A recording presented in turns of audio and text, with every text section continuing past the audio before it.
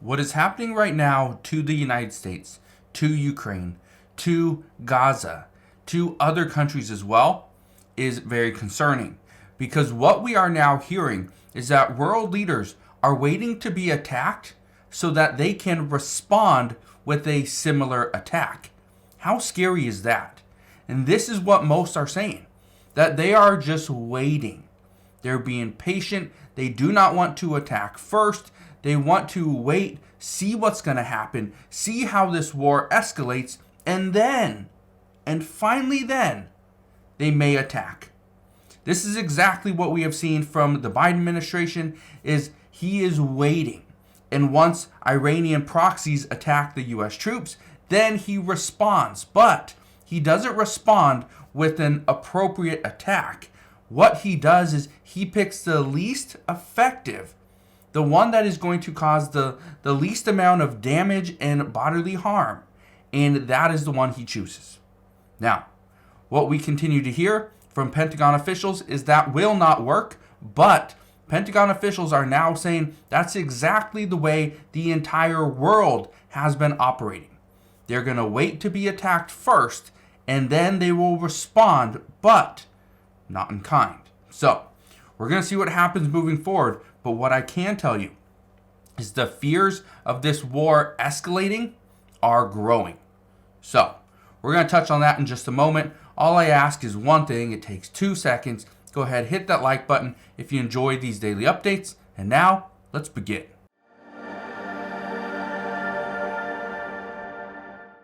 So the first thing that you need to understand is that the fears are growing of a Middle East war conflict and the wider war.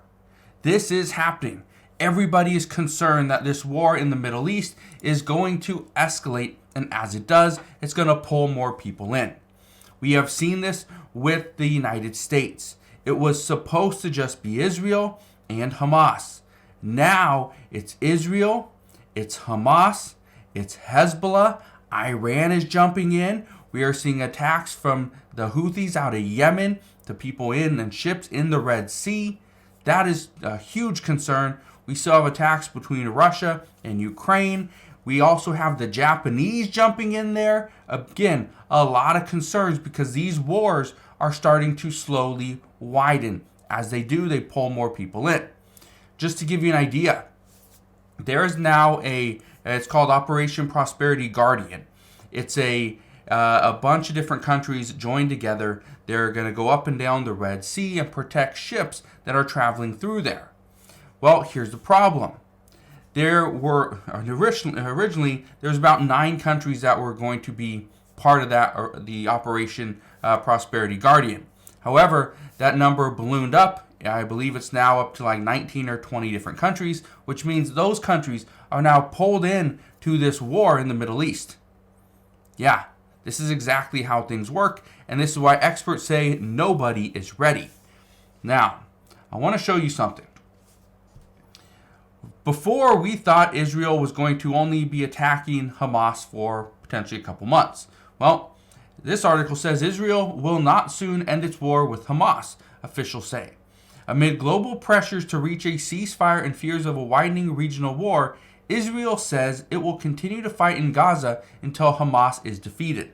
Now, we have known for quite some time that the Israel Prime Minister Benjamin Netanyahu, he stated that this war is going to go on until Hamas is done, until they are gone forever. Now, according to multiple officials, they do not believe Hamas will ever be gone forever. That yes, we could take down their leaders, we can take down the people in charge, but somebody eventually is going to step up and take the reins. Now, here's why this is very concerning. We were told by Israel that this war is going to last about 2 months. Then we were told by Israeli officials that the intensity of the fighting, which was very intense over the past couple weeks, this was only going to last for 2 weeks, and then they were going to drop back down to their normal offensive. Well, guess what? It's only intensified.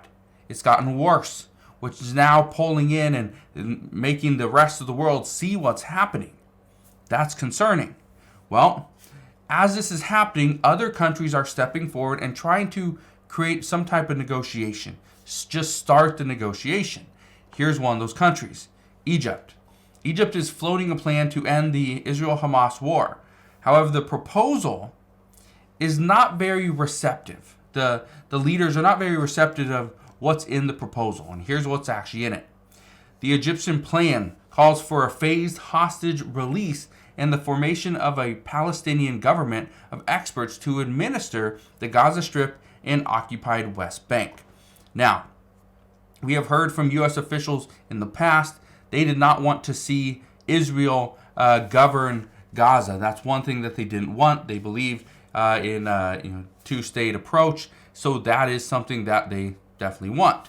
But at the same time, Israel does not want to see Hamas take over. They don't want to see Hamas leading the area. So we're going to see what happens there, but all I can tell you is these attacks are going to continue until Israel pulls out and we see a ceasefire from Israel to Hamas and they pull out of Gaza. These wars are going to continue. These attacks in the Red Sea are going to continue. Iran attacking U.S. troops is going to continue. Because even though U.S. troops have been in Iraq and Syria for some time, it wasn't until the October 7th attacks from Hamas to Israel that Iran started to step up their operation. And simply because they are telling us they want the United States to make Israel accept a ceasefire. However, we're not doing that, and that's one of the reasons why they continue to attack us. But again, that is just one attack. There's another attack on the United States, actually on U.S. soil. And this is what some are saying could be more devastating than a war in the Middle East or a war between Russia and Ukraine. And it actually has to do with thousands and thousands of people. Look at this picture. This right here, they're calling it the Christmas Day Caravan. This is about 6,000 people. They're traveling up from South America and they're coming into Mexico and hopefully heading into the United States. That is their plan. Now, their plan is to make it up to the border today. And it's because of a meeting that's happening today. Because Secretary Blinken and Mayorkas, they're traveling to Mexico as pressure grows on President Biden to act on the border. This isn't just from the American people. This isn't just from the Speaker of the House. This is from many lawmakers, from governors, from other people of other countries. That right now, especially in Mexico, people are traveling through Mexico trying to make it into the United States as fast as possible. Because they understand that if, especially over this next year, if former President Donald Trump is in charge and he becomes the new president, once he is sworn in, this open border policy is not going to be there. He's going to restrict the amount of people coming into the United States, essentially because we are losing a lot of our resources. We don't have the shelter in place to house thousands and thousands of immigrants. We don't have the food. We don't have the health care. We just can't do it. It's turning into a major problem, and now we're starting to see immigrants are complaining that there's too many immigrants. Think about that for a second. Now, it says Blinken and Mayorkas to press Mexican counterparts to drive down border crossings as Biden faces increasing pressure. Here's what's going on, and I think this is very interesting. And again, this is where we're going to face an attack before we respond to that attack. This is where some experts are saying the United States is being attacked, but slowly. We are seeing our resources be attacked. Shelter, right? Housing, food, healthcare, even jobs. What experts are telling us is that right now, people are coming into the United States and taking away critical shelter, affordable housing, which is limited at this time. But until we see that turn into a major threat, where now there's millions of people not getting what they need, that's the only time when we're going to see our administration do something about it. Well, what we are hearing is that President Biden is asking Mexico and the Mexican president to step up and to slow down the amount of people coming into the United States. And how can he do that? Well, it's pretty simple. First, you can make Mexico a little bit nicer, make it more inviting where people stay in Mexico as opposed to trying to travel all the way into the United States. Well, that's seen as very unlikely. It's not something that's going to happen quickly. One thing that can happen very quickly is Mexico now starts to detain people down at their southern border, and slow down people coming into Mexico. If they do that, then those people coming from South America are not going to make it into the United States because they will be stopped at the Mexican border. Well, the Mexican president is asking for additional resources. That means more funding. He wants more funding for Mexico, more funding for Cuba, more funding for Venezuela. That's where he wants more funding for Guatemala. He needs additional funding in order to achieve what the President Biden, is asking for. So we'll see if that is something that does happen. Now, let's shift over to Ukraine. Because what we continue to see is additional attacks on Ukraine, from Russia to Ukraine. Well, what's going on right now is that Russia, and this is something that I reported on earlier, or this past week, is that Russia was seen as wanting to negotiate with Ukraine. There were reports that Russia wanted to see a freeze, where the war wouldn't continue, but at the same time Russia wouldn't back out of Ukraine. They would now control those areas of Ukraine. Well, that was unacceptable to the Ukrainian President Zelensky. So the war is going to continue. But this is where things are starting to change. The Biden administration is quietly shifting its strategy in Ukraine, because for the past 2 years, President Biden wanted to just see Russia out of Ukraine. Get out. And he was going to provide Ukraine with all the resources, all the munitions, all the funding, everything that President Zelensky needed and asked for, President Biden delivered. However, it has not worked lately. What we now know is that with the divided Congress, Ukraine is not going to get the funding that it asked for. It's not going to get additional munitions that it needs. And so now it has to rely on other countries. Well, other countries are saying that they cannot continue to send off additional munitions and send additional funding because they have to worry about their own people. It's about time. They have to worry about their own people.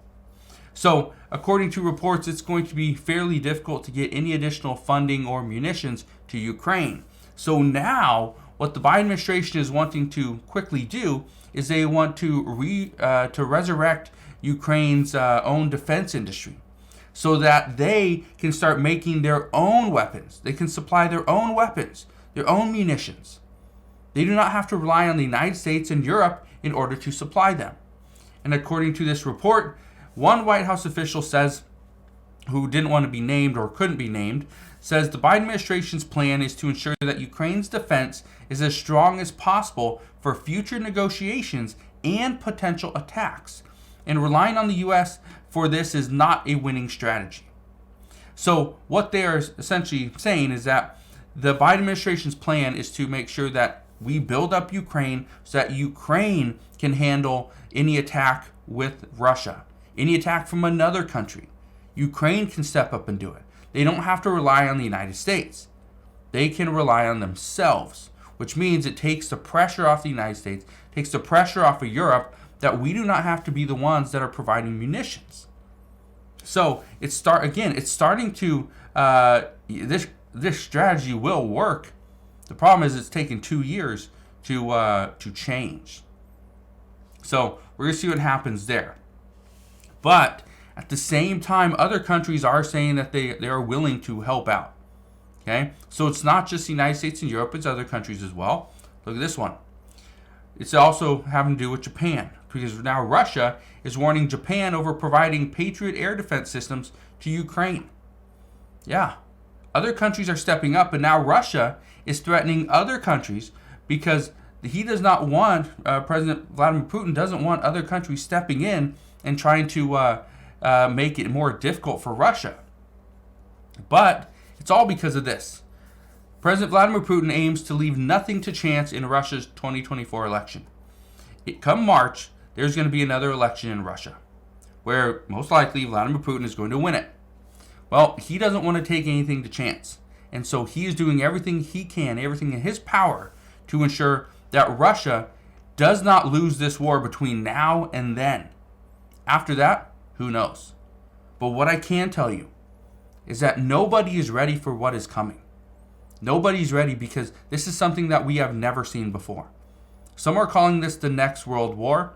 And if this involves the United States, Russia, and if China attempts to reunify Taiwan with mainland China, it's going to involve China and the United States as well.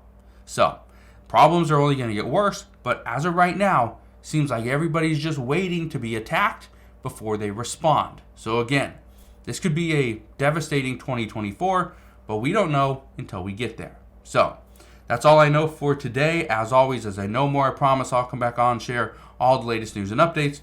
But that is what we know as of right now. So again, thank you guys for watching. Consider subscribing, and I'll see you guys on the next one.